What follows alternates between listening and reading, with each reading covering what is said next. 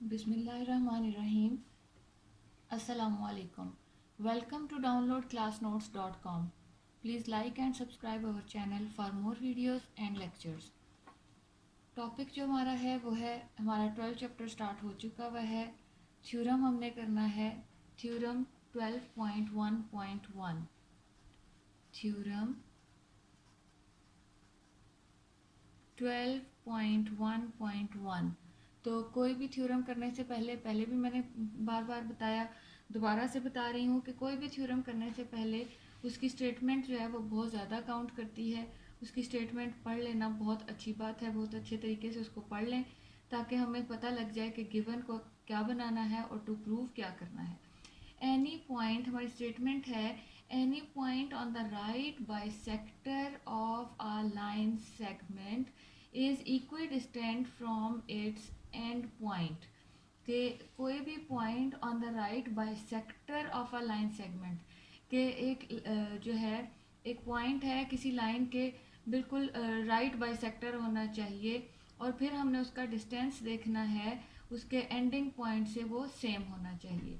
तो ये हमारी स्टेटमेंट है। मैं स्टेटमेंट यहाँ पर लिख लेती हूँ। 12.1.1 की स्टेटमेंट है हमारी थ्योरम की। Any point on the right bisector, any point on the right bisector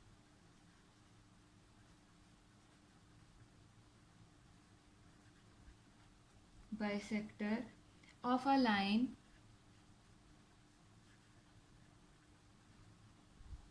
segment is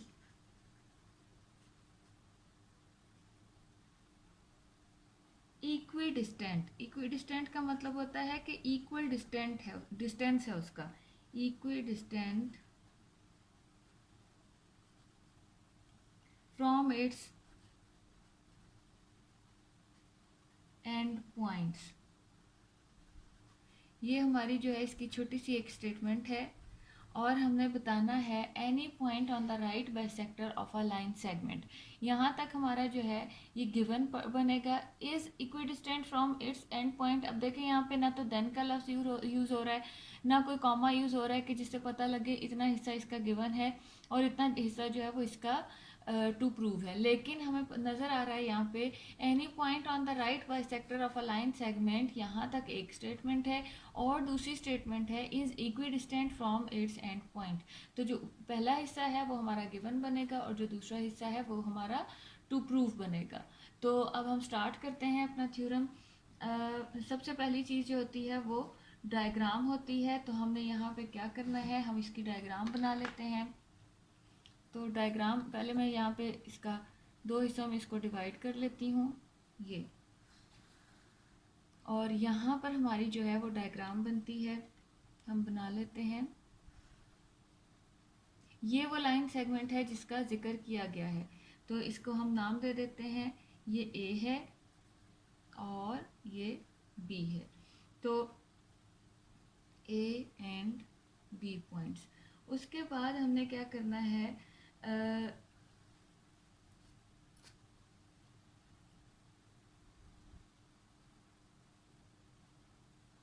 हम एक और लाइन इस तरह से इसके बाइसेक्टर पर हमने ये लाइन बनानी है और इस तरह से ये।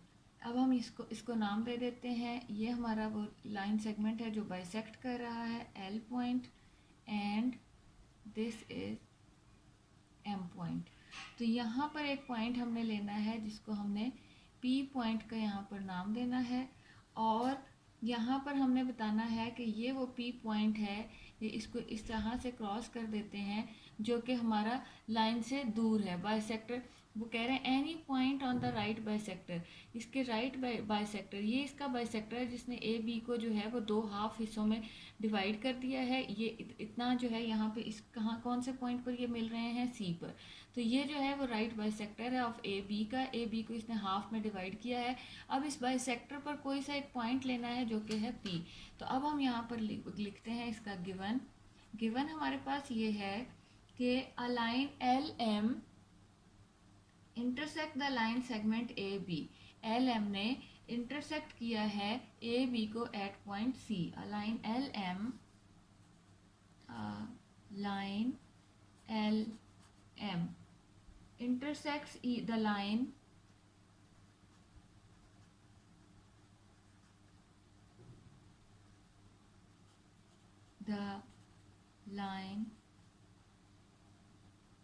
segment AB at the point AB at the point C, किसने ए बी को एल एम ने सी पॉइंट पर टच किया है, सच दैट, इस तरह से कि जो एल एम है वो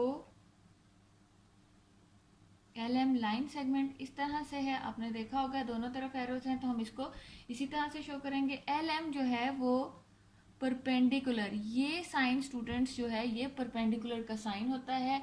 एल एम परपेंडिकुलर है ए बी पर, ए बी पर, ये देखें इस तरह से ये इसके ऊपर आकर गिर रहा है, तो ये ए बी का परपेंडिकुलर है और इस परपेंडिकुलर का साइन ये होता है। एल एम परपेंडिकुलर है ए बी पर एंड, और ये भी बताना है कि ए सी से लेके बी सी, क्योंकि ये इसका बाइसेक्टर है तो ये दोनों आपस में कॉन्ग्रुएंट होंगे। ए सी कॉन्ग्रुएंट है बी सी के, ए सी एंड बी सी, इसको सी बी भी लिखा जा सकता है, ए सी टू सी बी। और उसके अलावा ये भी बताना है वो कौन सा पॉइंट है जो कि एल एम पर लाई करता है, तो M is the point on L M, P, P is the point, P is the point on L M. L M पर हमने एक पॉइंट लिया हुआ है और एल एम जो है वो हमारा कुछ इस तरह से लाइन सेगमेंट है। ये हो गया। अब हमने क्या करना है, यहाँ पर बताना है कि हमने टू प्रूव क्या करना है। टू प्रूव, बात हमने जो प्रूव करनी है वो ये है कि ये इक्वी डिस्टेंस है फ्रॉम इट्स एंड पॉइंट। तो एंड पॉइंट इनके कौन कौन से हैं, ये और ये दो इसके एंड पॉइंट्स हैं, ठीक है। और हमने बताना है कि P का डिस्टेंस यहाँ से यहाँ तक और यहाँ से यहाँ तक सेम है, तो हम यहाँ पर लिखते हैं PA, मतलब PA और PB दोनों आपस में सेम है, मतलब कॉन्ग्रुएंट है, PA कॉन्ग्रुएंट है PB के। ये चीज़ हमने प्रूव करनी है। तो इसके लिए हमें क्या करना पड़ेगा, हमें थोड़ी सी कंस्ट्रक्शन करनी पड़ेगी। तो कंस्ट्रक्शन हमारी बहुत ही छोटी सी है इसकी। कंस्ट्रक्शन में हमने ये करना है, join P to the points A and B, के पॉइंट P को A से भी मिला लेना है और B से भी मिला लेना है। तो हम यहाँ लिखते हैं join P to A, P to points A and B, कि हमने P को A से भी मिला देना है और B से भी। अब हम इसको कर भी लेते हैं, कंस्ट्रक्शन जो हमने की है, तो ये हमने यहाँ पर B से मिला देना है स्टूडेंट्स। और आपको पता है कंस्ट्रक्शन जो होती है वो डॉटेड लाइन के साथ करनी होती है, इधर से भी मिला देना है और यहाँ से भी मिला देना है विद डॉटेड लाइंस। ये हो गया। अब हमने क्या करना है, हमारा इसका लास्ट प्रोसीजर रह गया है, जो कि क्या है कि हमने इसके प्रूफ्स देने हैं। और प्रूफ्स के लिए हमें दो चीज़ें चाहिए होती हैं।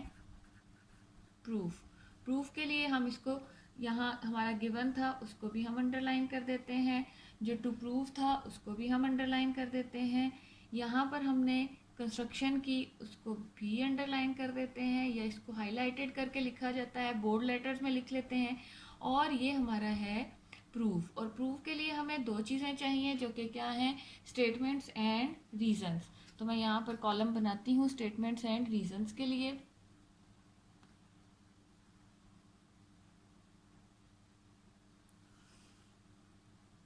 यहाँ पर हमने स्टेटमेंट एंड रीजंस लिखनी है। ये हमारा दो हिस्सों में डिवाइड हो चुका हुआ है। एक तरफ हमने लिखनी है स्टेटमेंट्स और दूसरी तरफ हमने लिखनी है रीजंस। तो स्टेटमेंट्स और रीजंस लिखने के लिए यहाँ पर हम देख रहे हैं कि हमारे पास दो ट्रायंगल्स बन रही हैं।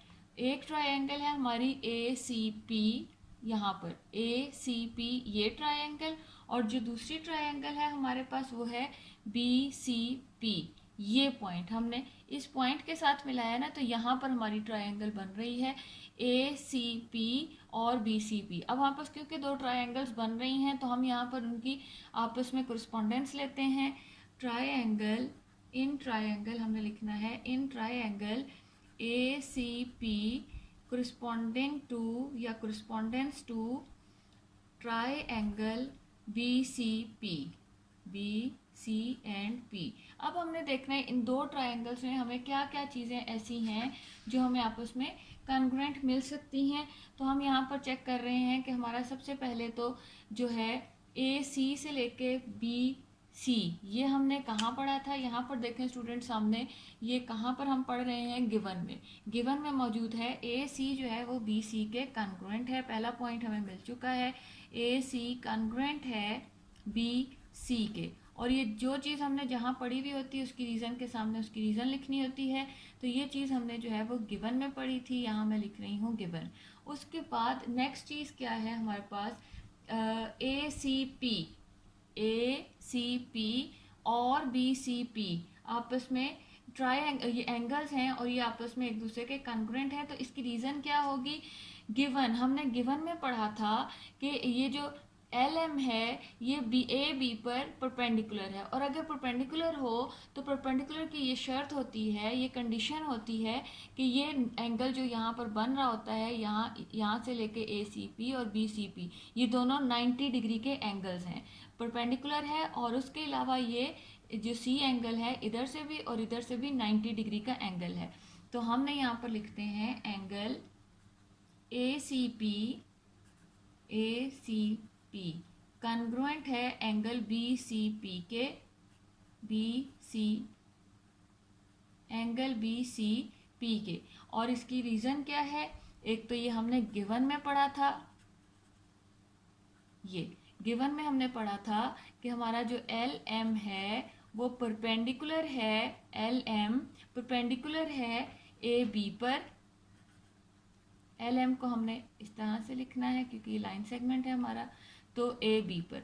उसके अलावा ये भी बताना है so that each angle at each angle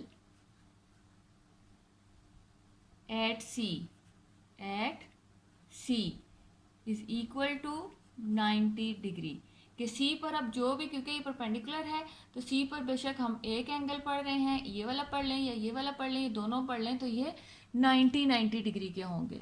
तो हम यहाँ पर दूसरा एंगल भी हमारा हो चुका है, एक साइड हो चुकी है। इसके अलावा हमारे पास जो अगली चीज़ है वो ये है कि पी सी, इस ट्रायंगल को भी मिल रहा है, इस ट्रायंगल को, वो लाइन या वो एरिया, ट्रायंगल की वो साइड जो दोनों को मिल रही होती है, उनकी साइड्स एक दूसरे से अटैच हो रही होती हैं, वो कॉमन साइड्स होती हैं। तो पी सी जो है वो पी सी बी ट्रायंगल को भी मिल रहा है, ए सी पी ट्रायंगल को भी मिल रहा है। तो हम यहाँ लिखेंगे पी सी कॉन्ग्रुएंट है पी सी के। और इसकी रीज़न हमने क्या लिखनी है, ये हमने यहाँ नहीं बल्कि थोड़ा सा इसके सामने, एम्प्टी स्पेस के सामने लिखते हैं क्योंकि हमने उसकी रीज़न भी लिखनी है। पी सी जो है वो कॉन्ग्रुएंट है पी सी के, और इसकी रीज़न क्या है कि ये पॉइंट जो लाइन सेगमेंट है ये दोनों ट्रायंगल्स में कॉमन आ रहा है। तो यहाँ पर हमारा जो है तीन चीज़ें, जब हम दो ट्रायंगल्स की कोरिस्पोंडेंस लेते हैं तो उसकी कोई सी तीन चीज़ें जो हैं वो आपस में कॉन्ग्रुएंट होनी चाहिए। तो यहाँ पास दो साइड्स और एक एंगल जो है वो कॉन्ग्रुएंट आ चुका है। इट्स मीन जो कोरिस्पोंडेंस हमने ट्रायंगल्स की ली थी वो अब कॉन्ग्रुएंट हो चुकी हैं। Triangle A C P congruent आ चुका है ट्रायंगल बी सी पी के। और जब हमारे पास दो ट्रायंगल्स की कोरिस्पोंडेंस जो होती है वो आपस में एक दूसरे के कॉन्ग्रुएंट आ चुकी होती है, तो उसकी जितनी चीज़ें होती हैं, जितनी साइड्स हों, जितने एंगल्स बाकी रह जाते हैं वो भी आपस में कॉन्ग्रुएंट होते हैं। तो उस हिसाब से हमारा अगला पॉइंट क्या है कि हमारा जो ए पी से लेके ए तक का हिस्सा है जो लाइन सेगमेंट है, और पी से लेकर बी तक का भी आपस में साइड कॉन्ग्रुएंट होंगी, और उसकी हमने रीज़न क्या लिखनी होगी कि ये corresponding side of congruent triangle. तो उससे पहले हम लिख लेते हैं कि ये क्यों ट्रायंगल आपस में बराबर हैं, साइड एंगल साइड पोस्टुलेट की वजह से, साइड एंगल साइड पोस्टुलेट। और ट्रायंगल जो होती हैं, और ट्रायंगल जो कॉन्ग्रुएंट आ गई हैं, तो हमारी पी ए कॉन्ग्रुएंट आ रहा है पी बी के, और इसकी हमने रीज़न क्या लिखनी है कि ये दोनों आपस में कॉन्ग्रुएंट किस वजह से आ रहे हैं, कोरिस्पॉन्डिंग साइड्स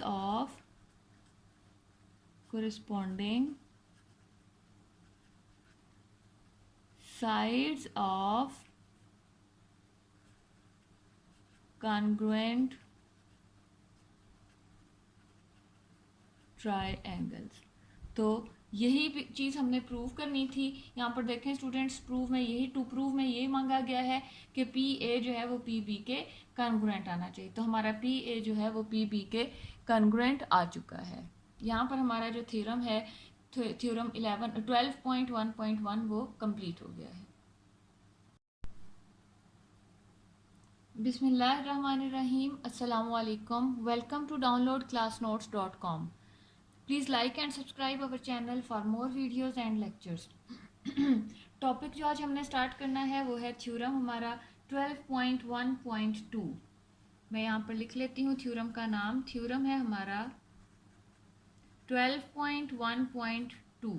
तो 12.1.2 है। कोई भी थ्योरम स्टार्ट करने से पहले जो है हम उसकी स्टेटमेंट जो है वो गौर से पढ़ लेते हैं। उससे पहले मैं एक बात बता दूं, जो हमारा थ्योरम है, थ्योरम 12.1.2, ये थ्योरम जो है ये कन्वर्जन है, ये कन्वर्स है ऑफ थ्योरम 12.1.1 का। मतलब जो चीज़ हमने उसके गिवन में पढ़ी थी, यहाँ पर आकर वो उसका टू प्रूव हो जाएगी, और जो चीज़ हमने वहाँ पे टू प्रूव में पढ़ी थी वो यहाँ पर आकर हो जाएगा हमारा गिवन। तो यहाँ हम देखते हैं, सबसे पहले तो हम स्टेटमेंट इसकी पढ़ लेते हैं।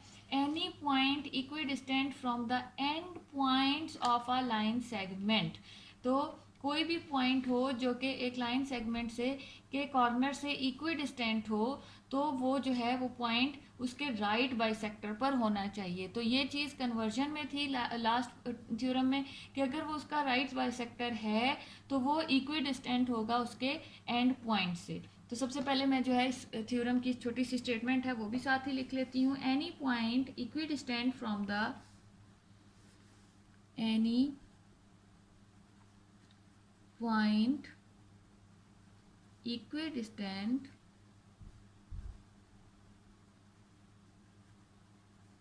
from the end points of a line segment, end points of a line segment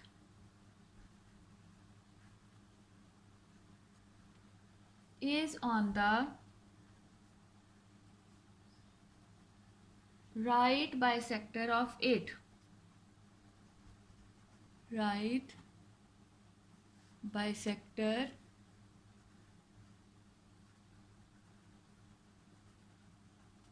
of it। ये हमारी स्टेटमेंट थी। स्टेटमेंट के बाद हम यहाँ पर इसकी डायग्राम बनाते हैं। पहले मैं पेज को जो है वो दो हिस्सों में डिवाइड कर लेती हूँ ताकि एक ही पेज पे हमारा थ्योरम आए और डायग्राम को देखते हुए थ्योरम को समझना आसान हो जाए। तो यहाँ पर मैं लिखती हूँ, यहाँ पे बनाती हूँ इसकी डायग्राम। डायग्राम इसकी जो है वो तकरीबन पिछली डायग्राम से मिलती जुलती होगी। तो यहाँ पर हम ये हमारा जो है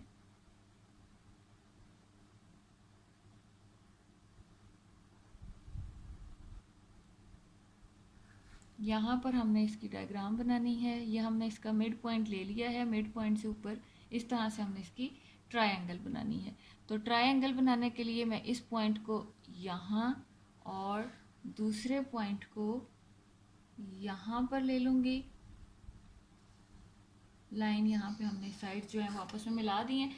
उसके बाद हमारा अब हम देखते हैं, ये हमारा ए है, ये बी है, और ये जो पॉइंट है, ये जो इक्वी डिस्टेंट था, इसको हम पॉइंट P ले रहे हैं। तो जैसे पिछले डायग्राम में भी हमारा ये पॉइंट जो है वो P पॉइंट ही था। अब हम यहाँ पर इसका गिवन बनाते हैं कि हमारे पास गिवन इसका क्या बनेगा और किस तरह से हमें इसको लेकर चलना है। तो पहला पॉइंट जो है वो हमने, जो पहली स्टेटमेंट होती है वो गिवन की होती है, इसको हम अंडरलाइन कर लेते हैं। A B is a line segment, कि ए बी जो है वो एक लाइन सेगमेंट है और point P is such that point P जो है वो इस तरह से है कि PA और PB जो है वो हमारा इक्विडिस्टेंट है। ये जो हमारा जो है लाइन सेगमेंट, ये हमने बताना है यहाँ पे कि लाइन सेगमेंट PA जो है वो PB के कॉन्ग्रुएंट है, यही हमारा गिवन बनेगा। तो मैं यहाँ पर लिखती हूँ given AB is a line segment, AB is a line segment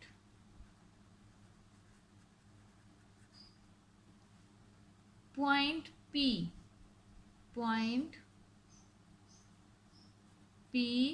such that point P कुछ इस तरह से है कि हमारा P से लेकर A तक कॉन्ग्रुएंट है P से लेकर B तक। तो स्टूडेंट्स आपको याद होगा पिछले थ्योरम में ये P से लेकर PA एंड PB कॉन्ग्रुएंट है, ये हमारा टू प्रूव था। लेकिन यहाँ पर हमारा ये गिवन है, तो टू प्रूव हमने क्या करना है यहाँ पर, जो वहाँ उस थ्योरम में हमारे पास गिवन था। अच्छा, अब हमारे पास आ जाता है to prove the point P is on the right bisector of A B का वो राइट बाइसेक्टर है, मतलब ए बी को वो हाफ में डिवाइड कर रहा है। तो जाहिर है यहाँ अगर हाफ में डिवाइड कर रहे हैं, यहाँ कोई ना कोई पॉइंट बनेगा, वो पॉइंट हमारा C होगा। तो A से लेकर C और C से लेकर B तक का एरिया जो है वो आपस में कॉन्ग्रुएंट हमने बताना है, तभी हमें पता लगेगा कि ये इसका राइट बाइसेक्टर है।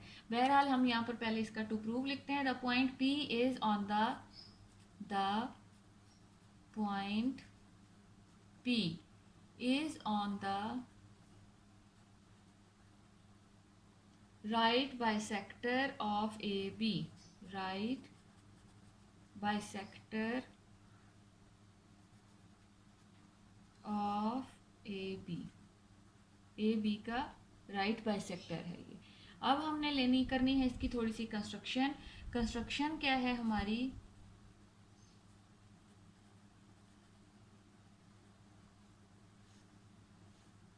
कंस्ट्रक्शन हमारी ये है join P to A, join P to C, कि एक क्योंकि ये इसका बाइसेक्टर है, join P to C, P को हमने C तक हमने मिलाना है, और जो कि the mid point of A B, और वो C क्या होगा, ए बी का मिड पॉइंट होगा। उसकी रीज़न क्या होगी, क्योंकि ये इसको राइट बाइसेक्टर है, इसको हाफ डिवाइड कर रहा है। तो मैं यहाँ पर डॉटेड कंस्ट्रक्शन है, क्योंकि कंस्ट्रक्शन जो होती है वो डॉटेड लाइन के साथ करनी होती है।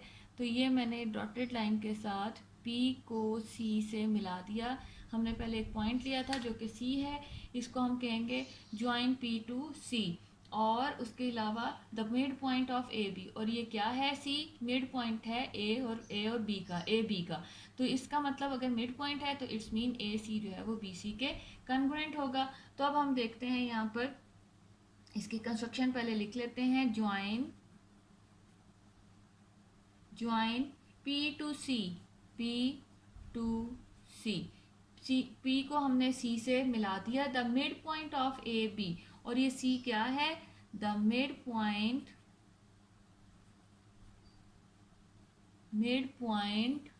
ऑफ ए बी का ये मिड पॉइंट है। अब हमने करने हैं इसके प्रूफ देने हैं, और प्रूफ के लिए हमें दो चीज़ें चाहिए होती हैं, एक स्टेटमेंट्स और दूसरा रीजंस। तो मैं यहाँ पे लाइन लगा लेती हूँ, कॉलम बना लेती हूँ दो, इस तरह से, जहाँ पर हम एक तरफ स्टेटमेंट्स और दूसरी तरफ रीजंस लिखेंगे। स्टेटमेंट्स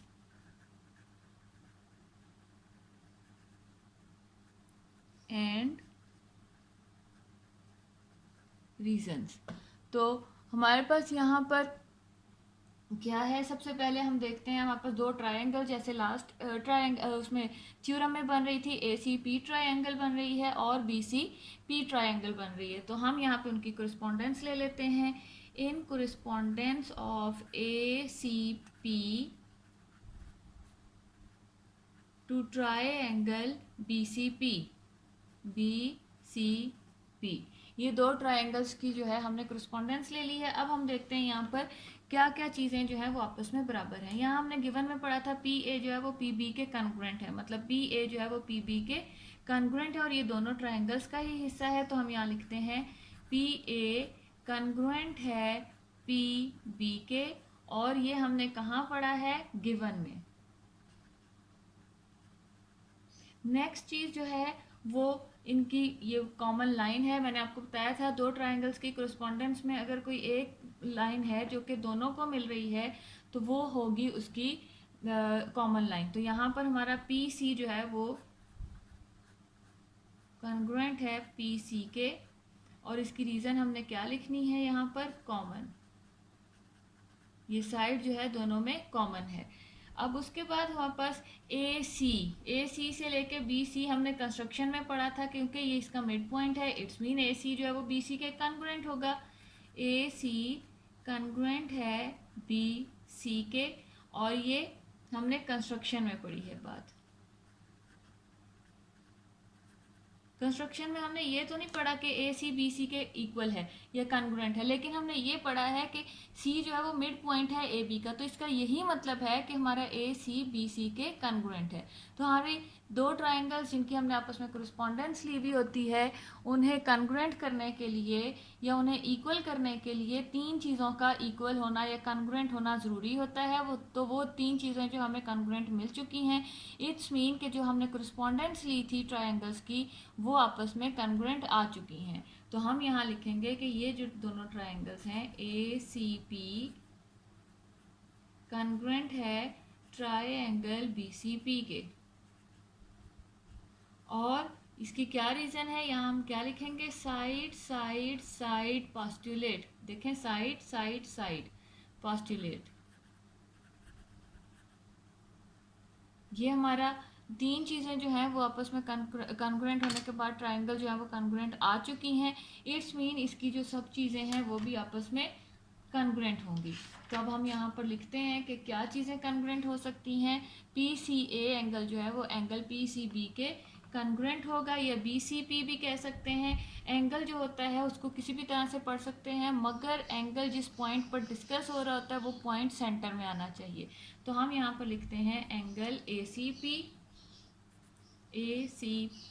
ये ए सी पी कॉन्ग्रुएंट है एंगल बी सी पी भी लिखा जा सकता है, इसको पी सी बी भी लिखा जा सकता है, बी सी पी। और हम इसकी रीज़न क्या लिखेंगे, कोरिस्पोंडिंग एंगल्स ऑफ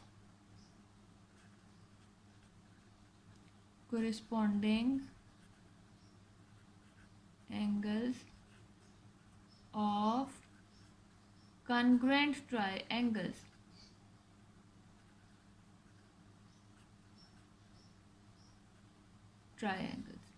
तो अब हमारे पास अगली चीज़ हमने क्या करनी है, हमने ये प्रूव करना है कि ये इसका बाइसेक्टर है, मतलब ये इसके ऊपर परपेंडिकुलर है। तो हम यहाँ पर क्या लिखेंगे कि अगर हम ए सी पी एंगल को और दूसरा एंगल जो कि हमारे पास बी सी पी एंगल आया है, इन दोनों को प्लस कर देते हैं, तो हमारे पास जो एंगल आएगा, ये जो पहले तो आया है इसको हम इक्वेशन 1 का नाम देंगे, और इन दोनों को प्लस करके जो एंगल हमारे पास आएगा वो होगा 180 डिग्री का। और इसकी रीज़न हमने क्या लिखनी है, क्योंकि वो जो है सप्लीमेंट्री एंगल है। क्यों, क्योंकि 180 डिग्री के इक्वल जो भी कोई एंगल होता है वो सप्लीमेंट्री एंगल होता है। तो हम यहाँ पर लिखते हैं but measurement angle A C P plus measurement angle B C P is equal to 180 degree. और इसकी क्या रीज़न है कि ये सप्लीमेंट्री एंगल है।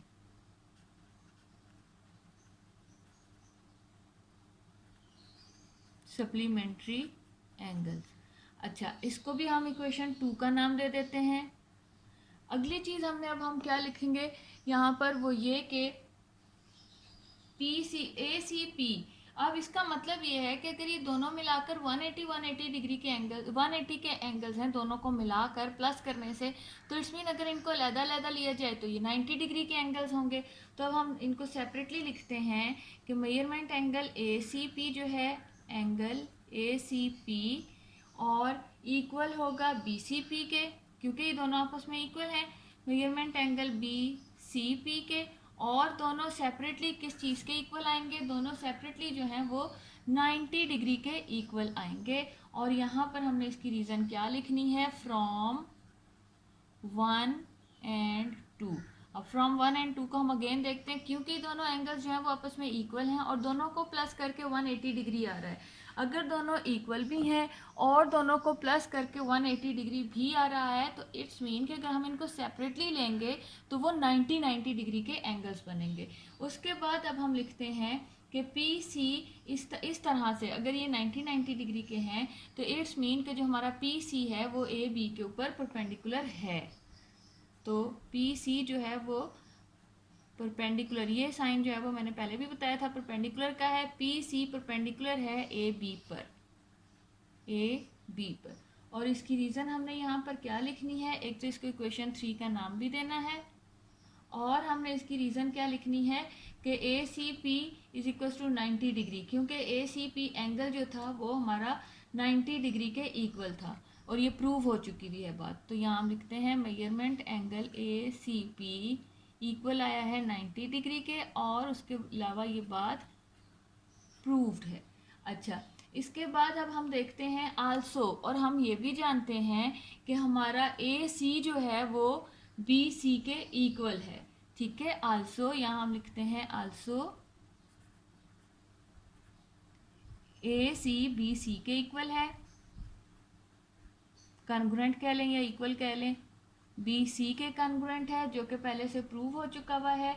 तो यहाँ पर इसको इक्वेशन 4 का नाम भी देंगे। अब हम देखते हैं कि हमारी इक्वेशन 3 एंड 4 इन दो के रूट से, मतलब इन दो से हमें पता चलता है पी सी के। अब हमें पता लगा कि अगर पी सी इसके ऊपर परपेंडिकुलर भी है और ए सी बी सी के बराबर भी है, तो इट्स मीन कि ये इसका बाइसेक्टर है, इसका राइट बाइसेक्टर है। वाकई ये इसको, इन दो हिस्सों को, ये ए से लेके सी से तक और बी से लेके सी तक को दो हिस्सों में इक्वली डिवाइड कर रहा है। तो इसको हम लिखेंगे P C is a right bisector of A B, और यही बात हमने प्रूव करनी थी। तो ये यहाँ पर तो पूरा नहीं आएगा, तो मैं इसको, इसकी लास्ट जो स्टेटमेंट है वो नेक्स्ट पेज के लिए ले जाती हूँ। यहाँ पर हम लिखते हैं कि P C is a right bisector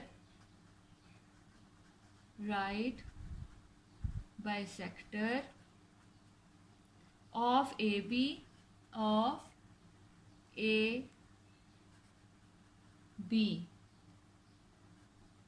i.e. such that the point P is on the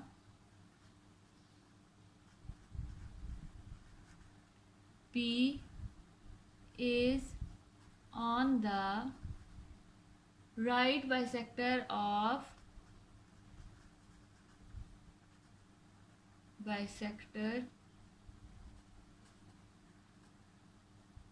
of A B के, ये बात प्रूव हो चुकी है कि ये जो है ए पी सी जो है वो राइट बाइसेक्टर है ए बी का। और इसकी रीज़न क्या होगी, इसकी रीज़न होगी कि ये इन दो पॉइंट से, मतलब 3 एंड 4 से हमने इस बात को प्रूव किया है। तो यहाँ हम लिख देंगे फ्रॉम 3 एंड 4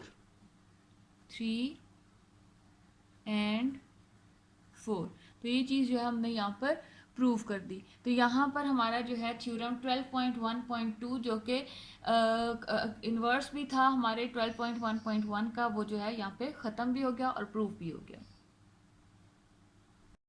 बिस्मिल्लाहिर्रहमानिर्रहीम, अस्सलामु अलैकुम।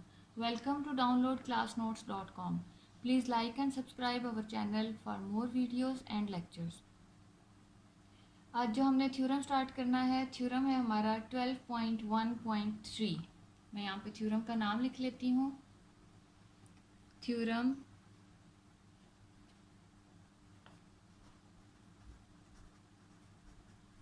12.1.3 पहले हम गौर से इसकी स्टेटमेंट पढ़ लेते हैं। The right bisectors of the sides of a triangle, कि एक ट्राइएंगल है और उसकी साइड्स के राइट बाइसेक्टर हमने लेने हैं। बाइसेक्टर वो पॉइंट होता है जो बाइसेक्टर वो लाइन होती है जो किसी भी साइड को दो इक्वल हिस्सों में डिवाइड कर दे। The right bisector of the sides of a triangle are concurrent. Congruent और कंकरेंट जो है वो अलग-अलग लफ्ज़ हैं। कंकरेंट का लफ्ज़ मतलब ये है कि कोई सी तीन लाइनें हैं, कोई सी तीन लाइन सेगमेंट्स हैं जो एक ही पॉइंट से गुजर रहे हैं, और अगर वो तीन पॉइंट्स एक ही पॉइंट से गुजर रहे हैं तो इट्स मीन कि वो आपस में कंकरेंट होते हैं वो, और जहाँ मिल रहे होते हैं उस पॉइंट को उसका पॉइंट ऑफ कंकरेंसी बोलते हैं। तो हम यहाँ पर पहले इसकी स्टेटमेंट लिख लेते हैं। थ्योरम की छोटी सी स्टेटमेंट है जो कि है the right bisectors of the right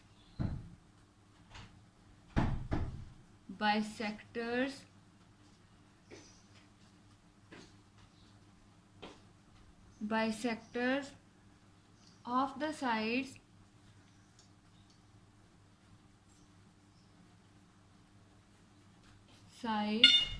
of a triangle are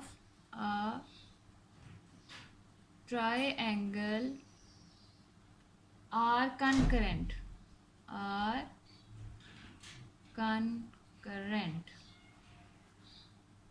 concurrent mean वो एक ही पॉइंट से गुजर रहे हैं। तो हम यहाँ पर क्या करेंगे, इसकी सबसे पहली चीज़ जो होती है वो डायग्राम होती है। हम यहाँ पर डायग्राम बना लेते हैं। डायग्राम इसकी स्टूडेंट्स कुछ इस तरह से बनेगी, ये, और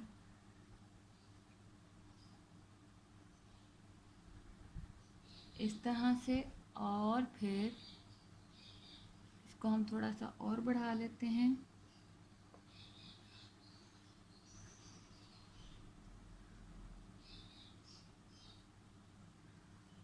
ये तो अब हमने जो है इसके पॉइंट्स, इसके वर्टेक्स का नाम लिख लेते हैं ए, बी एंड सी। तो अब हमने क्या करना है, गिवन तो इसका बहुत ही छोटा सा है, वो हम पहले लिख लेते हैं। गिवन है हमारा कि ये एक ट्राइएंगल है हमारे पास, ट्राइएंगल ए बी सी, ये ट्राइएंगल है हमारे पास। अब हमने क्या लिखना है, इसमें प्रूफ क्या बात करनी है। मेन चीज़ जो होती है वो होती है टू प्रूफ, कि बात हमने जो इसमें बतानी है या प्रूफ करनी है वो क्या है। टू प्रूफ ये है कि the right bisectors of A B C and C A are concurrent, कि बाइसेक्टर्स ऑफ ए बी का बाइसेक्टर, ए सी का बाइसेक्टर और बी सी का बाइसेक्टर जो है वो कंकरेंट हैं, मतलब वो एक ही पॉइंट में से गुजरेंगे, और वो जो पॉइंट जहाँ से वो गुजर रहे होते हैं उसको उसका पॉइंट ऑफ कंकरेंसी बोलते हैं। तो यहाँ पे हम लिखते हैं द बाइसेक्टर्स ऑफ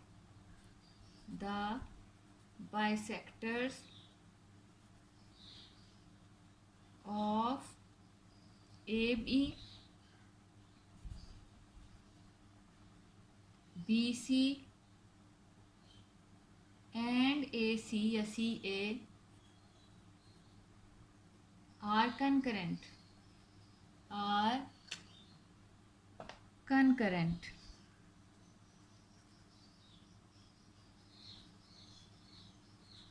ये। तो अब हमने यहाँ पे थोड़ी सी कंस्ट्रक्शन करनी पड़ेगी। कंस्ट्रक्शन के बगैर जो है ये थ्योरम कंप्लीट नहीं होगा। तो यहाँ हम लिखते हैं कंस्ट्रक्शन।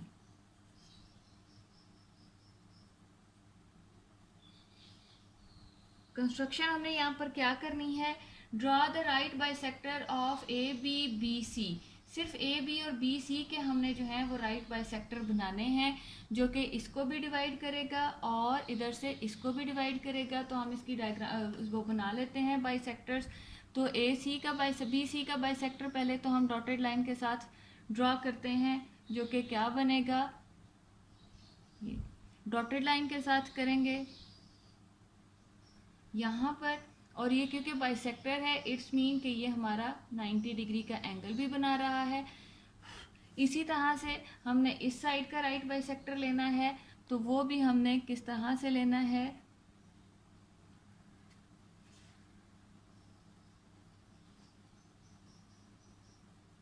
ऐसे ये बी सी और ए बी का जो है बाइसेक्टर डॉटेड लाइन में हमने लेना है, ड्रॉ करना है। ये इसकी डायग्राम बन गई है। आदि हमने बाइसेक्टर्स बना लिए हैं। उसके बाद B C which meet each other at point O, और ये जिस पॉइंट पर एक दूसरे को मीट कर रहे हैं वो है पॉइंट ओ। उसके बाद है join O to A B and C. फिर इस पॉइंट को, जो ओ पॉइंट हमारा है, ये पॉइंट इसको ए से भी मिला देना है इस तरह से, और डॉटेड लाइन, क्योंकि ये हमारी कंस्ट्रक्शन है, सबका सब काम जो है वो ये भी मिल गया, डॉटेड लाइन से होगा, और ये भी मिल जाएगा।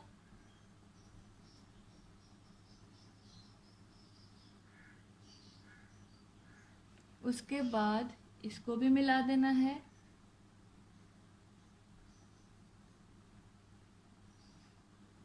और ये हमारा किस पॉइंट पर एक दूसरे को मिल रहा है, इसको हम थोड़ा सा बढ़ा लेते हैं अपनी आसानी के लिए। और ये जो पॉइंट है ये हमारा पॉइंट ओ है। अच्छा, अब हम इस सारी चीज़ को जो है, कंस्ट्रक्शन को हम लिख लेते हैं कि हमने यहाँ पर असल में किया क्या है और किस तरह से किया है।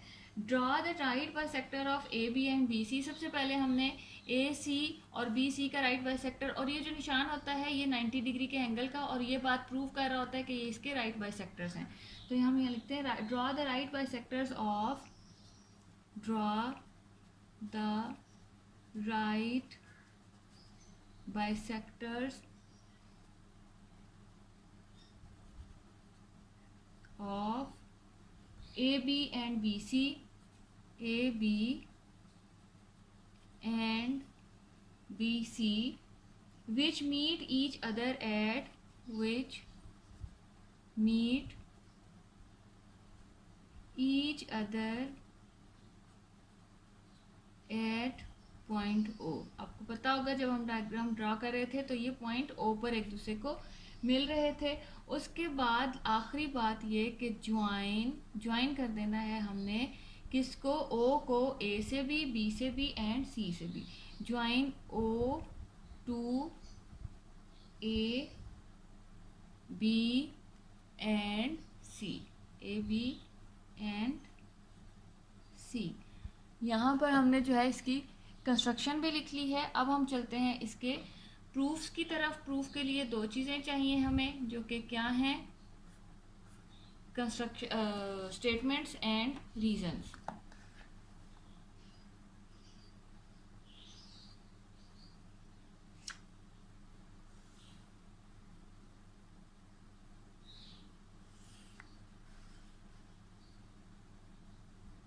यहाँ पर हमने इसकी स्टेटमेंट्स एंड रीजंस देनी है, ये आ जाएगा।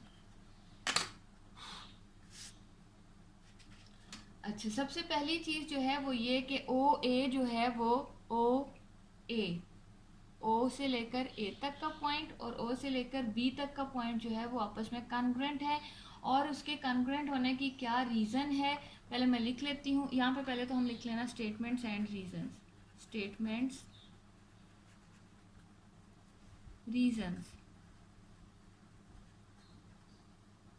तो ओ ए जो है वो ओ बी के कॉन्ग्रुएंट है, ओ ए कॉन्ग्रुएंट है ओ बी के, और इसको हमने जो है इक्वेशन 1 का नाम भी देना है। और इसकी रीज़न हमने ये लिखनी है, each point on right bisector of a line segment is equi distant from its and point. वो कह रहे हैं कि राइट बाइसेक्टर्स पर कोई भी जो पॉइंट हो वो इक्वी डिस्टेंट होता है फ्रॉम इट्स एंड पॉइंट्स। तो यही इसकी रीज़न हम यहाँ लिखते हैं, each point on right bisector, each point on right bisector, right bisector से कोई भी पॉइंट, हर पॉइंट, ईच पॉइंट, हर पॉइंट बाइसेक्टर से क्या होता है, of a line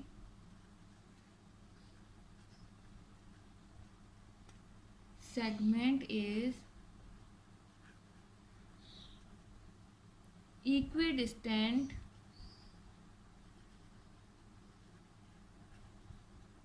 from its and point. ये हमने फर्स्ट 12.1.1 ये उसकी स्टेटमेंट भी है, ये इक्वी डिस्टेंट फ्रॉम, और ये बात हमारी प्रूव हुई भी है, फ्रॉम इट्स एंड पॉइंट।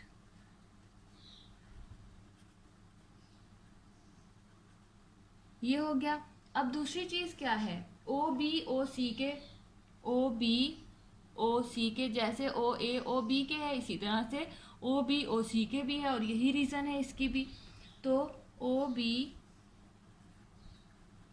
वो कॉन्ग्रुएंट है ओ सी के, और इसको हम इक्वेशन 2 का नाम भी देंगे, और ये एज इन वन मतलब इसकी वही रीज़न है जो वन की थी। अच्छा, अब यहाँ पर हम देख रहे हैं कि ये भी ओ बी के कॉन्ग्रुएंट है, ये भी ओ सी भी ओ बी के कॉन्ग्रुएंट है। इट्स मीन ए सी ओ ए और ओ सी भी आपस में कॉन्ग्रुएंट होंगे। ओ ए कॉन्ग्रुएंट है ओ सी के। तो फ्रॉम 1 एंड 2 इसकी क्या रीज़न है, इन दोनों से हमें ये चीज़ पता लगी है, फ्रॉम 1 एंड 2। उसके बाद हम आ जाते हैं, ये हम रेफरेंस दे रहे हैं, इसलिए point O is on the right bisector of C A. Point O is on the right bisector of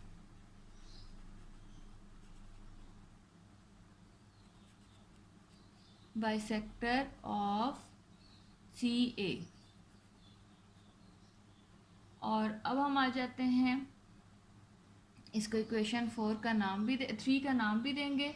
ये हमारी इक्वेशन 3 बन रही थी, ये हमारी इक्वेशन 4 है, और इसकी reason O is equidistant from O A and C. और इसका हमने क्या रीज़न बतानी है कि ये इसका राइट बाइसेक्टर है, इट्स मीन कि O जो है वो हमारा A और C पॉइंट से इक्विडिस्टेंट है। लिख देते हैं हम इसको, O इज़ इक्विडिस्टेंट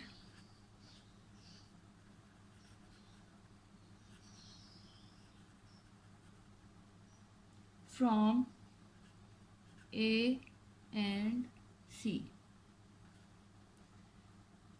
अब हम लिखेंगे बट हमने पढ़ा कि O जो है वो बाइसेक्टर है सी ए का, लेकिन हमने ये भी पढ़ा था कि जो ये बाइसेक्टर है, ये O जो है ये is on the right bisector of A B and B C. ये चीज़ भी हमने पढ़ी थी कि बट पॉइंट O जो है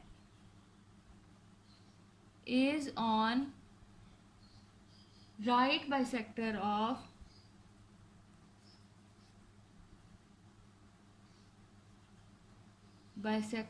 के O जो है वो बी सी और ए बी का, ये हमने यहाँ पे पढ़ा था कि ये भी आपस में बराबर है, इसका राइट बाइसेक्टर है, bisector of O A B and B C, A B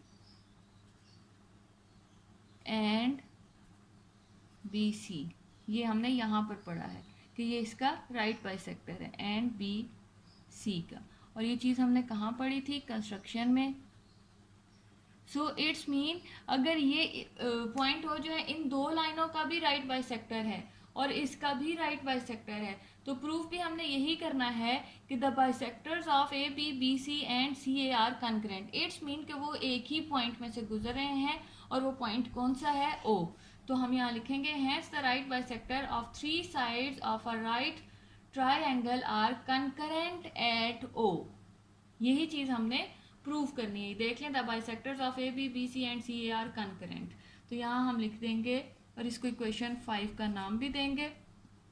hence ये बात प्रूव हो गई है, hence the right bisectors of the right bisectors of 3 sides of a triangle, 3 sides of a triangle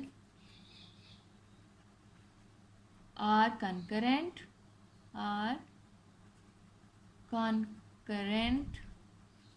at point O। और ये किस वजह से है, फ्रॉम 4 एंड 5। ये 4 ये जो द बाइसेक्टर ऑफ ए सी की वजह से, और ये 5 के ये ए सी पे भी जो है बाइसेक्टर है, ए बी और बी सी पर भी है। तो यहाँ हम लिखेंगे फ्रॉम 4 एंड 5। ये चीज़ हमारी जो है वो प्रूव हो चुकी है। इस तरह हमारा ये जो थ्योरम है 12.1.13 जो है ये भी हमारा प्रूव हो चुका है और फिनिश हो चुका है। बिस्मिल्लाहिर्रहमानिर्रहीम, अस्सलामुअलैकुम। Welcome to downloadclassnotes.com. Please like and subscribe our channel for more videos and lectures. आज हमने जो थ्योरम स्टार्ट करना है, थ्योरम है हमारा 12.1.4। थ्योरम 12.1.4। तो थ्योरम स्टार्ट करने से पहले एज़ यूजुअल हम जो है इसकी स्टेटमेंट अच्छी तरह से पढ़ लेते हैं ताकि हमें थ्योरम करना जो है वो आसान हो जाए। Any point on the bisector of an angle, कि कोई भी पॉइंट एक बाइसेक्टर के, जो कि एक एंगल का बाइसेक्टर है, is equi distant from its arms. तो जो उस एंगल के आर्म्स हैं वो पॉइंट जो है उन आर्म से इक्वी डिस्टेंट होगा। तो इसको किस तरह से करना है, हमने सबसे पहले तो हम इसकी डायग्राम बनाते हैं। डायग्राम करने से पहले हम पेज की जो है वो पार्टीशनिंग कर लेते हैं ताकि पूरा जो थ्योरम है वो एक ही पेज पर पूरा आ जाए। यहाँ अब मैं यहाँ पर डायग्राम इसकी बनाती हूँ। डायग्राम इसकी कुछ इस तरह से बनेगी। ये एंगल का फर्स्ट आर्म हम बना रहे हैं और ये एंगल का सेकंड आर्म बन रहा है और इनको हम नाम भी दे देते हैं। This one and this one are arms of the angle. और ओ से शुरू हो रहा है, ओ ए है, और दूसरी साइड जो है वो ओ बी है। जबकि एंगल को हमने कैसे पढ़ना है, ए ओ बी। कोई भी एंगल हमने पढ़ना हो तो उसको हमने सेंटर में पढ़ना होता है। तो ये हमारा एंगल है ए ओ बी या फिर बी ओ ए। इसको ए बी ओ या बी ए ओ नहीं पढ़ सकते। एंगल जिस पॉइंट पर होता है उसको हमने सेंटर में पढ़ना होता है। तो ये हमारा है एंगल ए ओ बी। अब हमने क्या करना है कि इसके ऊपर एक पॉइंट इसका जो है बाइसेक्टर, एंगल का बाइसेक्टर मतलब वो लाइन जो एंगल को पूरे हाफ में डिवाइड करे। तो पूरे हाफ में डिवाइड करने वाली जो लाइन है वो ये हम ड्रॉ करने वाले हैं। और इस लाइन को जो है हमने नाम दिया है एम का, एम।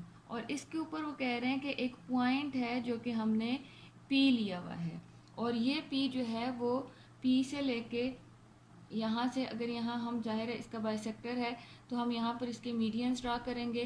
तो इसके परपेंडिकुलर्स ड्रॉ करेंगे तो वो परपेंडिकुलर से लेकर यहाँ पी तक का डिस्टेंस जो है वो सेम होना चाहिए। तो हम वो जो है उसको डॉटेड लाइन के साथ मिला लेते हैं, क्योंकि ये हमारा जो है इस तरह से, ये हमारे परपेंडिकुलर्स भी हैं और हमारी कंस्ट्रक्शन का हिस्सा भी हैं। तो ये हो जाएगा आर, और पी से लेके इस आर्म तक का डिस्टेंस जो है उसको हम पी क्यू शो करेंगे। तो अब हम यहाँ पर जो है इसकी गिवन लिखते हैं। गिवन हमारा कुछ इस तरह से है, यहाँ पर अंडरलाइन कर लेते हैं, ये इसको हाईलाइट कर लें गिवन को। तो गिवन हमारा है अ पॉइंट पी। यहाँ देख लें हमारे पास है any point on the bisector of an angle. तो हमने बताना है कि वो पॉइंट कौन सा है, वो पॉइंट पी है। A point P is on O M, के ओ एम पर एक पॉइंट है जिसका नाम है P, the bisector of angle A O B. और वो पी पॉइंट क्या है, वो जो पी पॉइंट है या वो जो लाइन है ओ एम जो है वो ओ ए बी एंगल का राइट बाइसेक्टर है। तो इसको हम यहाँ पर लिख लेते हैं। A point P is on OM. A point P is on OM. OM क्या है, the bisector of angle AOB. The bisector of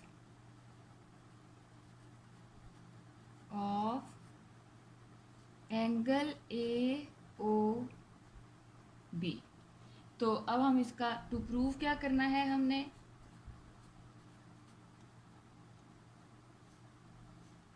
to prove ये है कि कि हमारा जो यहाँ से यहाँ तक का और यहाँ से यहाँ तक का जो डिफरेंस है, जो दोनों लाइंस हैं, ये दोनों आपस में बराबर होनी चाहिए। तो पी क्यू कॉन्ग्रुएंट है पी आर के, पी क्यू पी आर के कॉन्ग्रुएंट है। और या फिर हम इसको लिख सकते हैं P इज इक्विडिस्टेंट, मतलब इक्वल फासला है, इक्विडिस्टेंट फ्रॉम ओ ए, कि ये ओ ए से, और एंड ओ बी से। ठीक हो गया, ये हमारा था इसका टू प्रूव। अब हमने करनी है इसकी कंस्ट्रक्शन।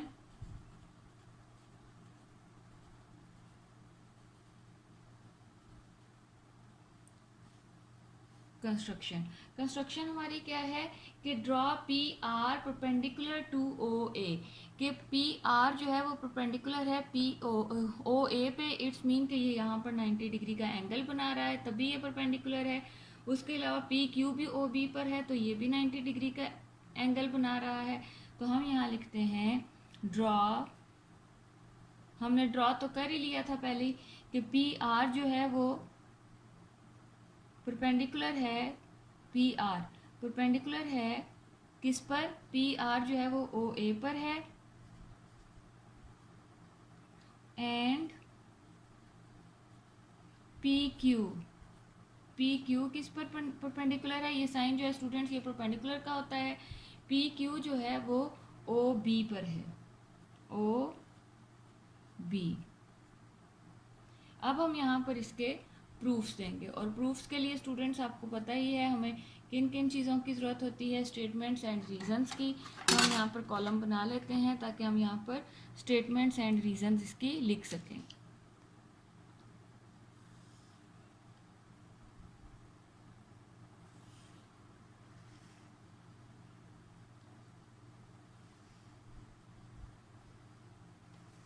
Statement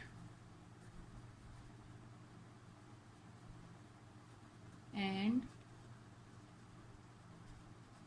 reasons. अब हमारे पास, हम यहाँ पे स्टार्ट करते हैं कि इसको किस तरह से लेना है हमने। तो हमारे पास यहाँ पर देखें स्टूडेंट्स पी ओ क्यू एक ट्रायंगल हमारे पास यहाँ पर है जिसका एक एंगल 90 डिग्री का है, जबकि दूसरी है पी ओ आर, उसका भी आर एंगल जो है वो 90 डिग्री का है। तो हम इन दोनों की यहाँ पे आपस में ले लेते हैं कोरिस्पोंडेंस। तो ये हो जाएगा in triangle P O Q, इसकी कोरिस्पोंडेंस ली है हमने किस ट्रायंगल के साथ, पी ओ आर के साथ। अब हमने देखना है इन दो ट्रायंगल्स में हमें क्या क्या चीज़ें जो हैं वो आपस में एक जैसी नज़र आ सकती हैं। तो सबसे पहली चीज़ जो इसकी कॉमन लाइन है ओ पी जो है वो कॉन्ग्रुएंट है ओ पी के, और इसकी रीज़न सिंपल सी कॉमन, कि ये दोनों में कॉमन है। अब हम नेक्स्ट देखते हैं कि हमें नेक्स्ट यहाँ पर क्या एक जैसा मिल सकता है, इक्वल मिल सकता है, ये कॉन्ग्रुएंट। तो पी क्यू ओ, मैंने आपको जो है ये स्टेटमेंट से पहले इनकी जो है कोरिस्पोंडेंस लेने से पहले ही बताया था कि ये भी 90 डिग्री का एंगल है, ये भी 90 डिग्री का एंगल है। तो P Q O and P R O ये भी आपस में कॉन्ग्रुएंट है। और ये हमने कंस्ट्रक्शन में पढ़ा था कि ये एक दूसरे के ऊपर परपेंडिकुलर हैं। अगर ये परपेंडिकुलर हैं तो इट्स मीन कि ये दोनों 90 डिग्री के हैं और आपस में इक्वल हैं। तो हम यहाँ पर लिखते हैं angle P Q O congruent है एंगल पी आर ओ। और रीज़न क्या है इसकी, construction.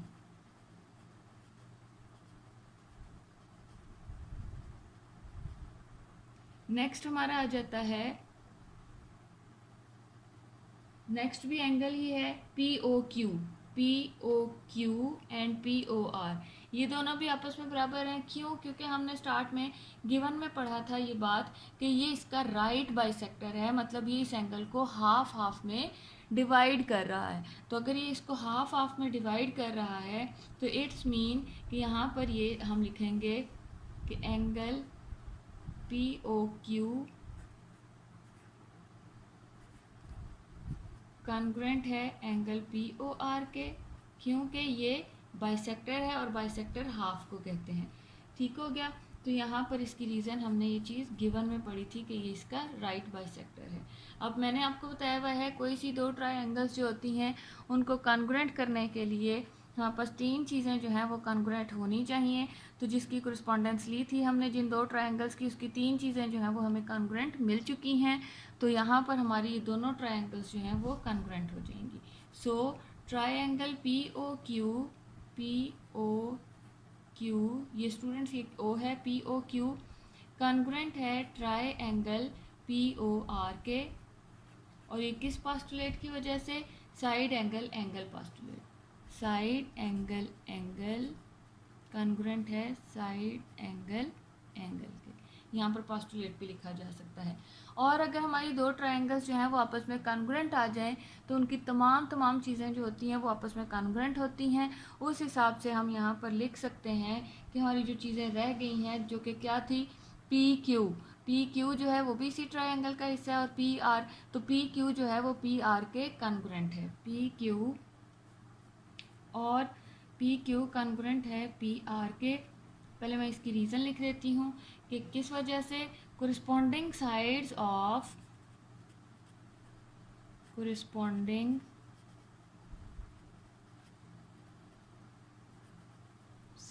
Of congruent triangles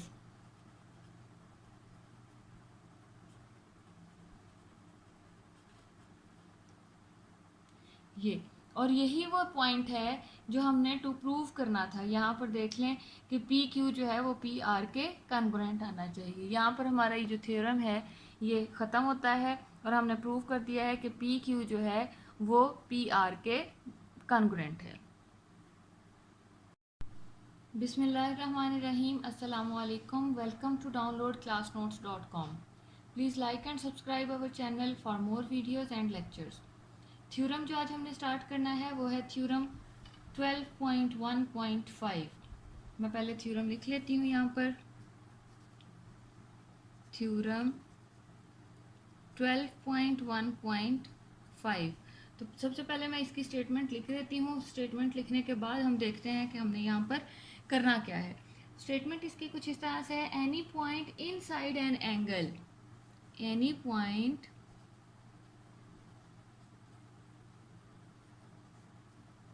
inside an angle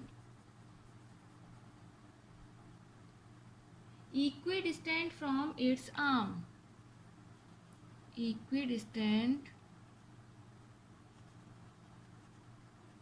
from its arms,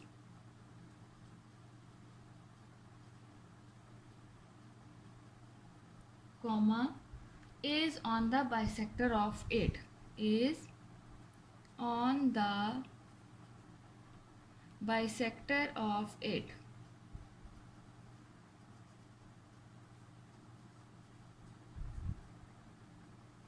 यहाँ पर अब हम देखते हैं, और ये जो थ्योरम है हमारा 12.1.5, ये जो है, ये जो हमने इससे पहले 12.1.4 थ्योरम किया था, ये उसी थ्योरम का कन्वर्स है, मतलब ये उसी का इन्वर्स है। जिस तरह से वो था उसी के अपोजिट। वहाँ पर हमने कहा था कि जो है बाइसेक्टर जो है वो अगर एंगल का जो बाइसेक्टर है, यहाँ पर देखें वो कह रहे हैं बाइसेक्टर ऑफ इट, जबकि वहाँ हमने पढ़ा था कि जो बाइसेक्टर है वो वहाँ उसके ऊपर जो कोई पॉइंट होगा वो उसके आर्म से इक्विडिस्टेंट होगा। लेकिन यहाँ पर हमने कहना है कि एक पॉइंट जो कि इक्विडिस्टेंट है फ्रॉम उसके आर्म से, तो वो बाइसेक्टर ऑफ इट, मतलब वो उस एंगल का बाइसेक्टर होगा। तो सबसे पहले मैं इसकी बिल्कुल पिछले थ्योरम की तरह इसकी डायग्राम बनेगी 12.1.4 की तरह। तो वो हम इसकी पहले डायग्राम बना लेते हैं। डायग्राम बनाने से पहले हम पेज की पार्टीशनिंग कर लेते हैं ताकि थ्योरम जो है वो हमारा एक ही पेज में पूरा आ जाए। तो अब हम यहाँ पर इसकी डायग्राम बनाते हैं। डायग्राम इसकी कुछ इस तरह से बनेगी। ये एंगल का फर्स्ट आर्म है, उसके बाद ये एंगल का दूसरा आर्म मैं ड्रॉ करने वाली हूँ। ये अब मैं इन एंगल को इसको नाम दे देती हूँ, आर्म्स को भी और एंगल को भी। एंगल हमारा O है, जबकि एक आर्म जो है वो हमारा A है, दूसरा आर्म क्या है, B। अच्छा, अब यहाँ पर हमें क्या कहा गया है कि एनी पॉइंट लाइज, आप any point in side an angle, angle के बीच में कोई पॉइंट है, सपोज कर लेते हैं वो पॉइंट यहाँ पर है और उस एंगल को हम पी का नाम दे देते हैं, ये वो पॉइंट है जिसके बारे में बात हो रही है।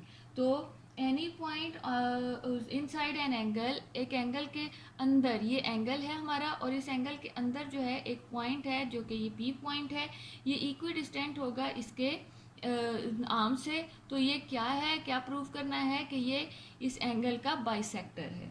तो हम यहाँ पर इसके जो पॉइंट्स हैं जहाँ पर ये लाई कर रहा है वहाँ पर हम ये और ये वो पॉइंट्स हैं, तो इसको हम आर का नाम दे देते हैं और इसको हम क्यू का नाम दे देते हैं। जैसे पिछले थ्योरम में हमने पी और आर को आपस में मिलाया था और पी और क्यू को आपस में मिलाया था, वहाँ पर ये प्रूफ का हिस्सा था, जबकि यहाँ पर ये गिवन का हिस्सा है। और ये क्योंकि राइट बाइसेक्टर्स हैं तो ये वो परपेंडिकुलर्स हैं, तो इट्स मीन यहाँ पर एंगल 90 डिग्री के बन रहे हैं। अच्छा, अब हम यहाँ पर स्टार्ट करते हैं गिवन। इसका गिवन हमें कुछ इस तरह से दिया हुआ है, इसका हम इस तरह से बनाएंगे, any point in side an angle equi distant from its arms, कि एक पॉइंट है जो कि P है, ठीक हो गया। एनी पॉइंट P lies inside angle O A B such that P Q जो है वो पी क्यू और पी आर जो है वो आपस में जो है बराबर हैं, इक्वी डिस्टेंट हैं। वेयर पी क्यू, जहाँ पे पी क्यू जो है वो ओ बी के ऊपर परपेंडिकुलर बन रहा है, जबकि पी आर जो है वो ओ ए के ऊपर परपेंडिकुलर बन रहा है। इस सारी चीज़ को हम गिवन में लिखेंगे। Any point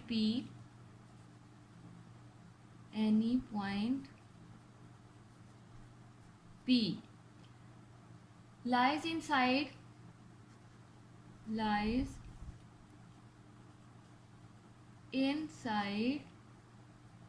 angle AOB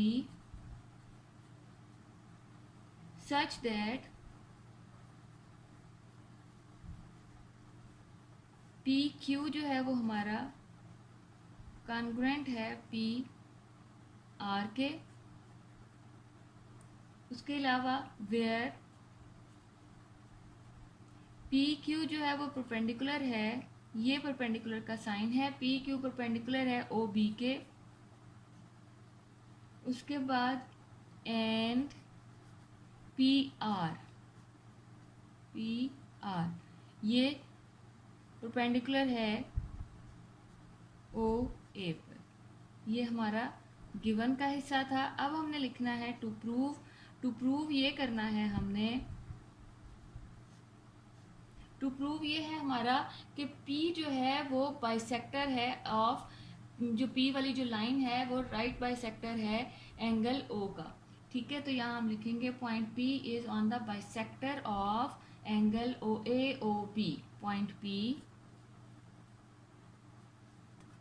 P is on the bisector of angle AOB। ये अब हमने यहाँ पे क्या करना है, थोड़ी सी इसकी कंस्ट्रक्शन करनी पड़ेगी। कंस्ट्रक्शन बहुत ही स्मॉल सी है इसकी, और वो ये हिस्सा हमारा गिवन का था, इसको हम पॉइंट आउट कर देंगे। अच्छा, अब हमने join P to O, construction इसकी सिर्फ ये है,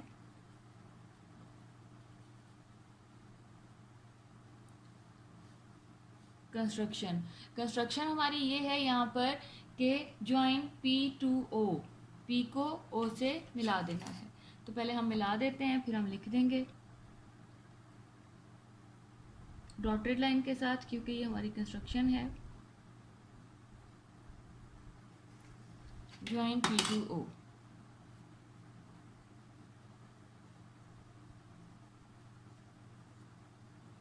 यहाँ पर हमारी कंस्ट्रक्शन जो है वो कंप्लीट हो गई है। अब हम आ जाते हैं इसके प्रूफ्स की तरफ। प्रूफ को हम कर लेते हैं अंडरलाइन। यहाँ पर प्रूफ के लिए हमें दो चीज़ें चाहिए होती हैं स्टूडेंट्स, एक स्टेटमेंट और दूसरा रीजंस। तो हम यहाँ पर कॉलम बना लेते हैं स्टेटमेंट्स और रीजंस के लिए।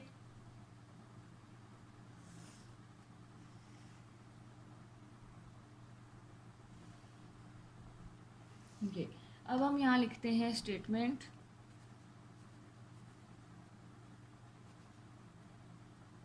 रीजंस। स्टेटमेंट हमारी अब यहाँ पर हमारे पास पिछली दफ़ा की तरह दो ट्रायंगल्स बनी हुई हैं, पी ओ क्यू और पी ओ आर। तो हमने लेनी है इन दोनों की correspondence. Triangle P O Q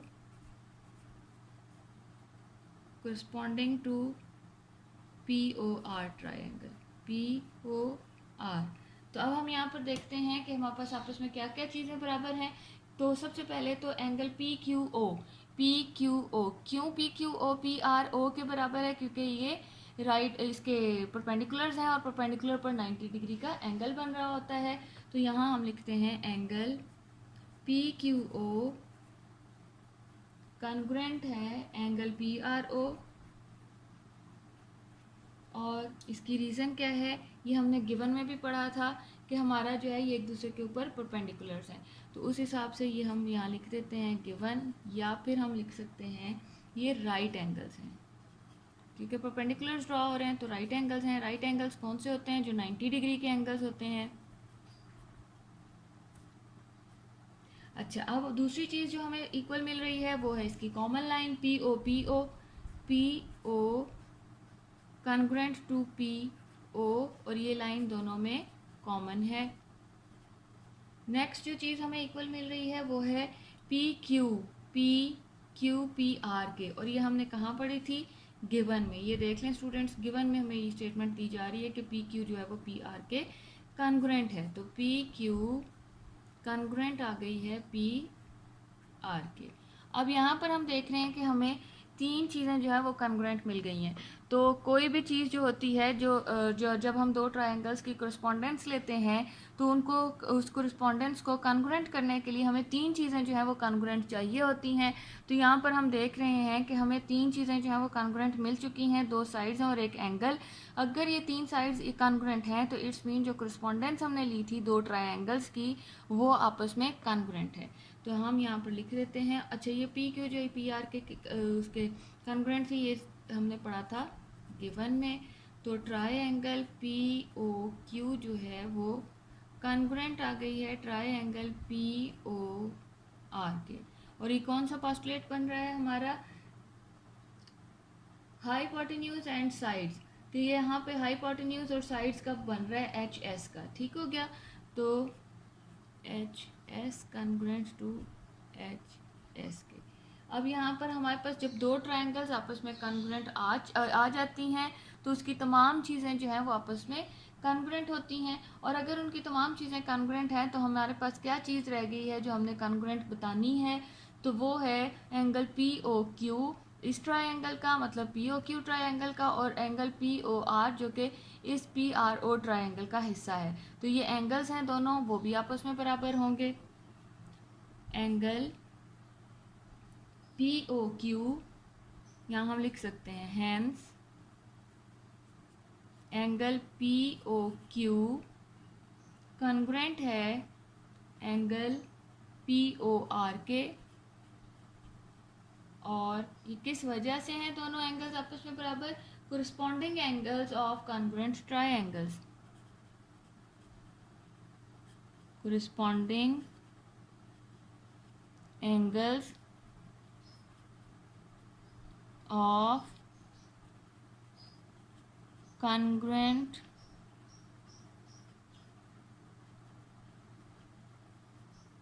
triangles. अच्छा, अब हमने यही चीज़ हमने जो है प्रूव भी करनी थी कि पॉइंट पी जो है वो is on the bisector of A O B, के पी जो पॉइंट है वो बाइसेक्टर है ए ओ बी एंगल का।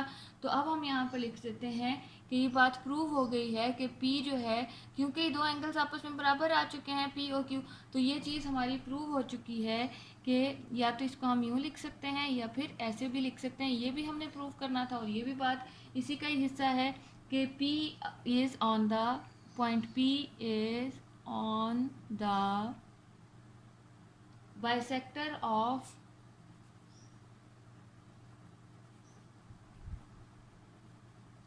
Angle AOB, AOB। और यही चीज़ जो है वो हमने प्रूव करनी थी। यहाँ पर हमारा जो थ्योरम है 12.1.5 भी फिनिश हो गया है। Bismillahirrahmanirrahim. Assalamualaikum. Welcome to downloadclassnotes.com. Please like and subscribe our channel for more videos and lectures. आज हमने जो थ्योरम स्टार्ट करना है, थ्योरम है हमारा इस चैप्टर का लास्ट है 12 चैप्टर का लास्ट थ्योरम है 12.1.6. तो थ्योरम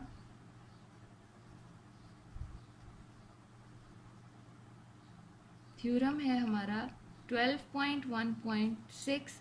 सबसे पहले हम इसकी स्टेटमेंट पर लिख लेते हैं. स्टेटमेंट लिखने के बाद हम देखते हैं हमने क्या करना है.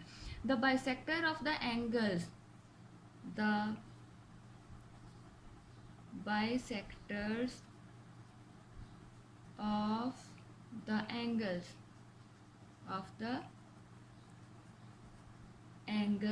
ऑफ अ ट्रायंगल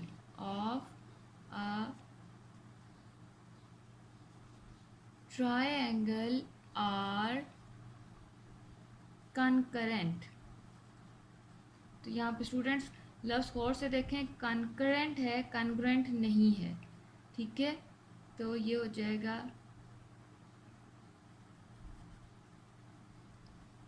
ठीक. अब यहाँ पे देखें, the bisector of angles of a triangle, के एक ट्रायंगल है, उसके एंगल्स के जो बाइसेक्टर हैं, मतलब एंगल्स को हाफ डिवाइड करने वाले जो बाइसेक्टर्स हैं वो आपस में कॉन्करेंट हैं. कॉन्करेंट का मतलब ये होता है कि वो तीनों एक ही किसी पॉइंट पर आकर मिलते हैं. तो क्योंकि ट्रायंगल है तो उसके जो बाइसेक्टर्स हैं वो 3 बाइसेक्टर्स होंगे, कनकरेंट होंगे, और कनकरेंट होने के लिए 3 या 3 से ज़्यादा लाइंस का मिलना आपस में ज़रूरी होता है. तो मैं सबसे पहले डायग्राम बना देती हूँ ताकि डायग्राम से हमें समझना आसान हो जाए कि हमारा थ्योरम है किस तरह से. तो इसकी डायग्राम कुछ इस तरह से बनेगी.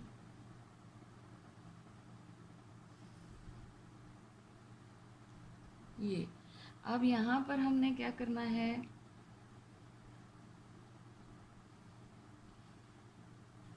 ये हो गया, और इसको थोड़ा सा और बढ़ाते हैं.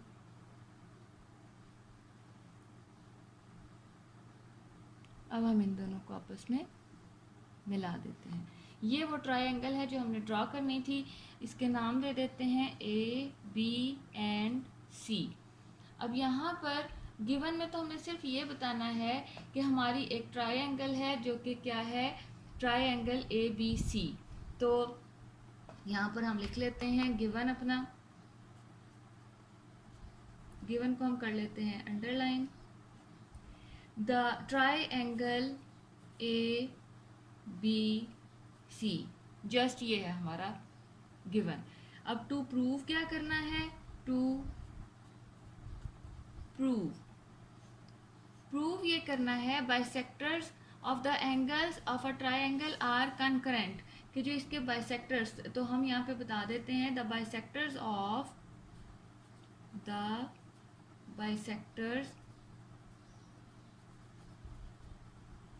Of angle A, angle B and angle C are concurrent, कि वो एक ही किसी पॉइंट से गुजरते हैं, आर कनकरेंट. तो इसके लिए हमें थोड़ी सी करनी पड़ेगी construction.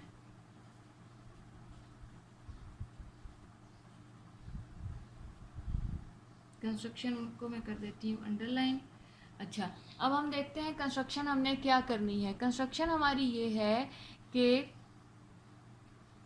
Draw the bisector of angle B and angle C, कि बी और सी में से जो बाइसेक्टर्स हैं वो हम ड्रॉ कर देते हैं. तो एंगल बी और सी के जब हम एंगल्स जो पॉइंट्स हैं वो बाइसेक्टर्स जो ड्रॉ करेंगे तो वो कुछ इस तरह से बनेंगे, डॉटेड लाइन, क्योंकि ये कंस्ट्रक्शन है. ये साइड्स के बाइसेक्टर्स नहीं है स्टूडेंट्स, ये बात आपने याद रखनी है, ये एंगल्स के बाइसेक्टर्स हैं. ये हो गया. और उसके बाद बी का भी बाइसेक्टर बना लेते हैं, एंगल बी का.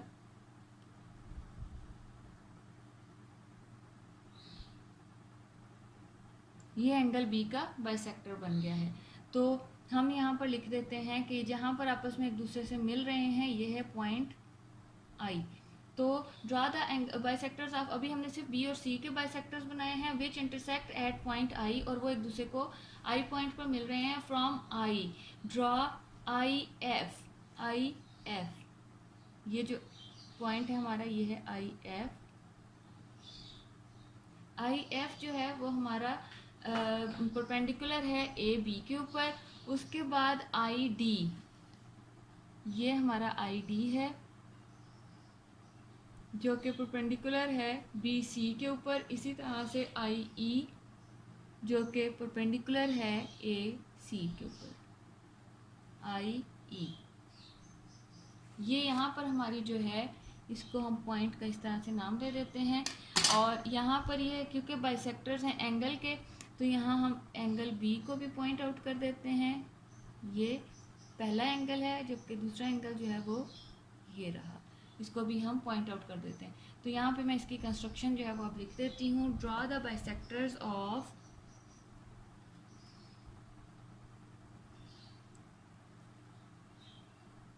draw the bisectors of angle B and angle C which intersect at point I, which intersect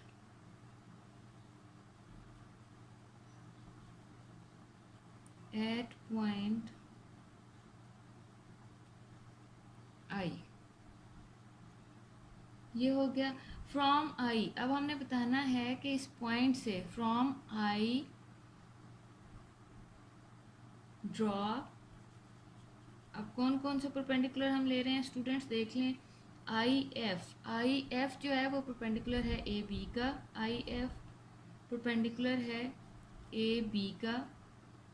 I D perpendicular है बी सी का, आई डी परपेंडिकुलर है बी सी का। और लास्ट वन हमारा क्या है,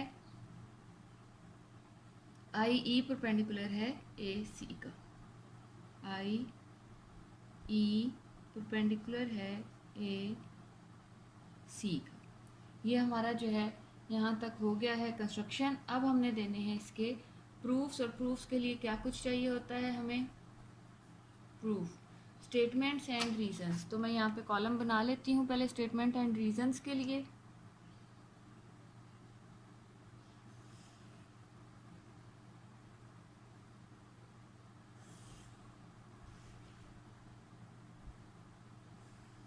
ये अब एक तरफ हमने लिखनी है इसकी स्टेटमेंट्स,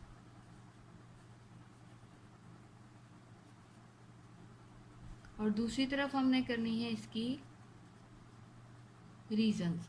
तो स्टेटमेंट्स हमारी क्या हैं, सबसे पहले आई डी जो है वो आई एफ के इक्वल है, आई डी आई एफ के बराबर है।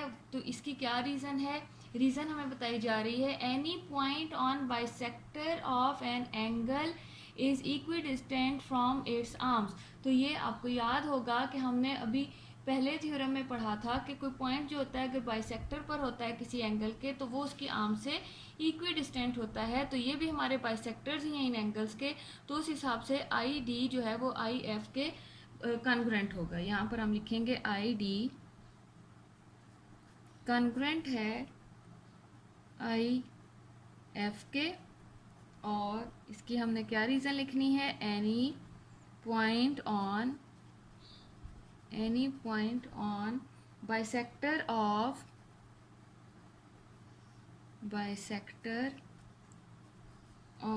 an angle is equidistant from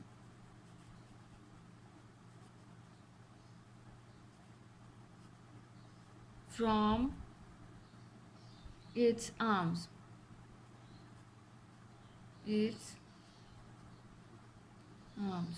ये हो गया। अब हम अगर आई डी आई एफ के बराबर है, आई डी और आई एफ, इट्स मीन ये आई डी जो है वो आई ई के भी बराबर होगा, ज़ाहिर है वो भी उसका बाइसेक्टर ही है। और यहाँ हम लिख देते हैं आई डी जो है सिमिलरली आई डी जो है वो कॉन्ग्रुएंट होगा आई ई के। उसकी रीज़न सेम है, सिमिलरली इसीलिए लिखा है हमने आई ई के। अब अगर जो है आई डी आई एफ के भी बराबर है और आई डी आई ई के भी बराबर है, it's mean I F and I E भी आपस में कॉन्ग्रुएंट होंगे। आई एफ ये जो है इसी का रेफरेंस है, ये रेफरेंस के तौर पर यूज़ हो रहा है कि अगर आई डी आई एफ के और आई डी आई ई के बराबर है तो आई एफ जो है वो भी कॉन्ग्रुएंट होगा आई ई के। तो अब हम यहाँ पर इसकी रीज़न क्या लिखेंगे, ईच कॉन्ग्रुएंट टू, देखें ना दोनों कॉन्ग्रुएंट हैं आई डी के, each congruent to I D, ये हो गया। अब हम यहाँ पे, और ये बात प्रूफ भी हो चुकी है, इसकी रीज़न प्रूफ्ड भी लिख सकते हैं। अब हम यहाँ पे लिख देते हैं so the point I is on the bisector of angle ए। इसका मतलब है अगर ये तीनों चीज़ें आपस में बराबर हैं तो आई जो है वो बाइसेक्टर ही बनता है एंगल ए का, एंगल ए का। तो यहाँ पर हम लिख देते हैं इसको also, so the point I is, so the point I is on the bisector of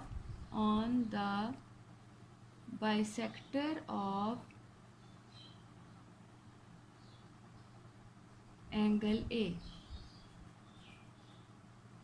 और यहाँ पर इसको हमने देना है इक्वेशन 1 का नाम, और उसके बाद हमने बताना है also the point I is on the bisector. अगर ये एंगल ए का बाइसेक्टर है इट्स मीन ये अंडरस्टूड सी बात है कि वो एंगल सी और एंगल बी का भी जो है बाइसेक्टर होगा। तो हम यहाँ लिखेंगे also the point I is, also the point I is on the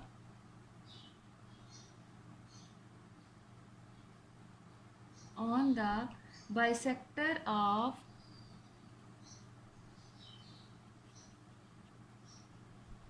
angle, कौन कौन से एंगल बन रहे हैं, A B C and B C A, angle A B C and angle B C A का, बी सी ए का, जो दो एंगल्स रह जाते हैं एंगल ए के अलावा। अब हम यहाँ पर ये बात हमने कंस्ट्रक्शन में पढ़ी है, कंस्ट्रक्शन में यही पढ़ा है जो हमारा एक के साथ होगा वही हमारा बाकियों के साथ होगा। तो इसकी रीज़न हम यहाँ लिख देंगे कंस्ट्रक्शन। अब हमारी लास्ट चीज़ कि हम ये प्रूव कर सकते हैं thus the bisector of angle A B and C are concurrent at I. ये चीज़ प्रूव करनी थी कि ये किसी एक पॉइंट पर मिलते हैं।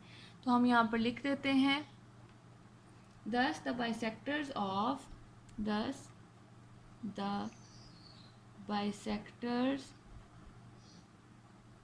of angle A, B and C, angle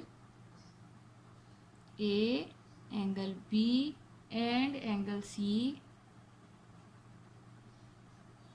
are concurrent at I, are concurrent at point I, कि ये तीनों कंकरेंट हैं, मतलब मिल रहे हैं आकर पॉइंट आई पर। और इसकी रीज़न हमने क्या लिखनी है, फ्रॉम 1 एंड 2। ये इक्वेशन 1 और 2 से हमने ये चीज़ साबित की है। तो हम यहाँ लिख देंगे फ्रॉम 1 एंड 2। सो हमारी ये बात अब साबित हो गई है टू प्रूव वाली कि the bisectors of angle A B C are concurrent, कि वो एक ही किसी पॉइंट से पे कंकरेंट हो रहे होते हैं और उस पॉइंट को उसका पॉइंट ऑफ कंकरेंसी बोलते हैं।